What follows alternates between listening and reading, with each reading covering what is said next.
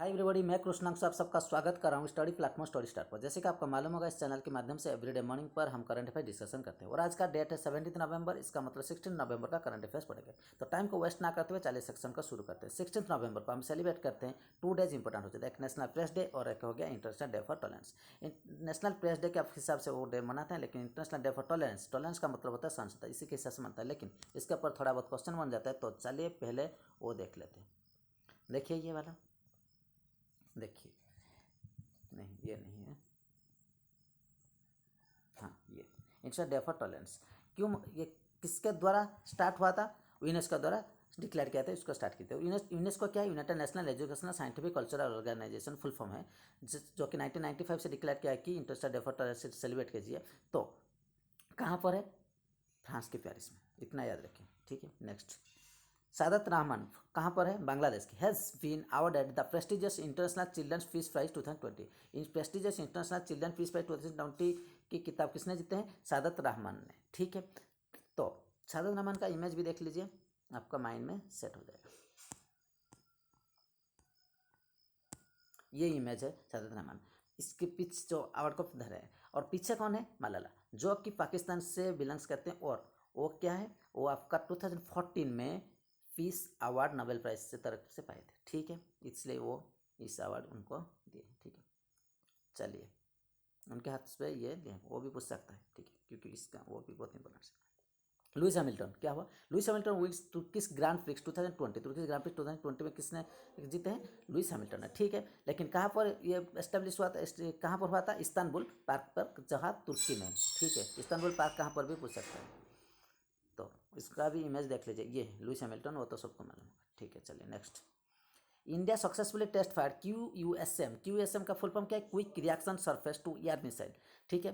तो कहाँ पर हुआ है? ओडिशा के कॉस्ट पर हुआ है। तो ओडिशा की कौन सी जिले में अगर पूछे तो बालेश्वर में, जो DRDO यहाँ पर है, ठीक है। Second, India has extended financial contribution of $1 million to the COVID-19 Asian response funds. Asian response funds के लिए इंडिया ने उनका जो फाइनेंशियल हेल्प कर रहा था वो $1 मिलियन बढ़ा दिया है।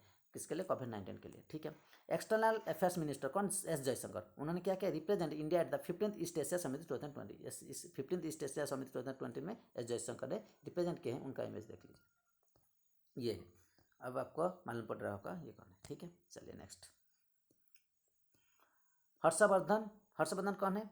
Health and family welfare minister. तो उन्होंने क्या किया है? 8th ब्रिक्स मीटिंग में, 8th ब्रिक्स STI मीटिंग को अटेंड किया था। तो ब्रिक्स STI क्या है? ब्रिक्स का फुल फॉर्म आपको मालूम है? ब्रिक्स में कौन कौन है? ये भी पूछा जाता है एग्जाम में। तो ब्रिक्स का मतलब होता है B में Brazil, R for Russia, I for India, C for China and S for South Africa, ठीक है।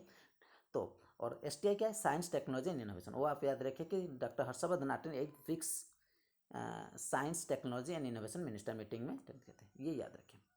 ये ऑफ इम्पोर्टेंट तीनों बहुत है।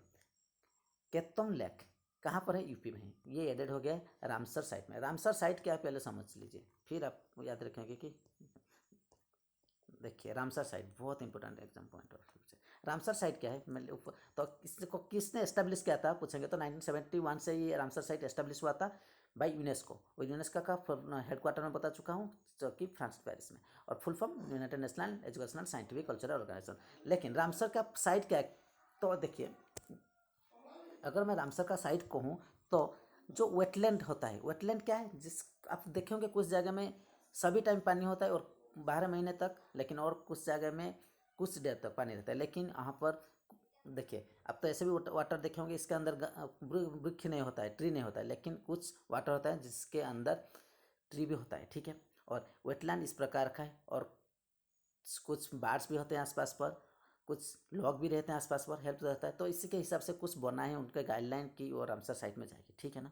तो उसी के अंदर यूपी का प्लस चलेगा। तो या फिर पहले समझे कि वेटलैंड क्या है, ठीक है, वो सॉरी रामसर साइट क्या है, वो आप समझ लीजिए तो आपको वो क्वेश्चन आसानी होगा, ठीक है। यूनेस्को द्वारा ये स्टार्ट हुआ था, वो भी पूछ सकता है कब से, 1970 में, ठीक है। लेकिन एस्टेब्लिश हुआ था, लेकिन कम फोर्स काम करना शुरू हुआ था 1975 में, लिखा है, इसको देख लीजिए विकीपीडिया में, ये भी आप स्क्रीनशॉट लेकर पढ़िए, ठीक है। जो मैंने बताया अभी वही लिखा है यहाँ पर, देखिए। तो ये एक हो गया कितम लेक यूपी का, और एक भी हो गया लुनार लेक इन कहाँ पर है, महाराष्ट्र में। जो कौन सी डिस्ट्रिक्ट में है, बुलढाना। वो भी डिस्ट्रिक्ट पूछ सकते हैं, बुलढाना डिस्ट्रिक्ट में। क्योंकि अब पूछ सकते हैं लूना लेक, क्योंकि अभी रामसर साइट में इंक्लूडेड हो गया, इसलिए इसका डिस्ट्रिक्ट भी पूछ सकते हैं। क्योंकि रामसर साइट में जाना कोई छोटी बात नहीं है, ठीक है, बहुत फायदा भी होगा, ठीक है।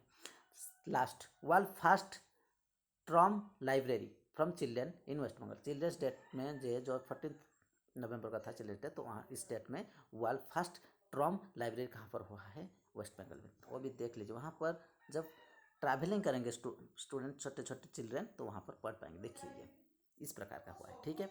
उम्मीद है आपको ये समझ में आ गया होगा, पसंद आया होगा। अगर आया है तो लाइक करिए, शेयर करिए, सब्सक्राइब करिए। Thank you.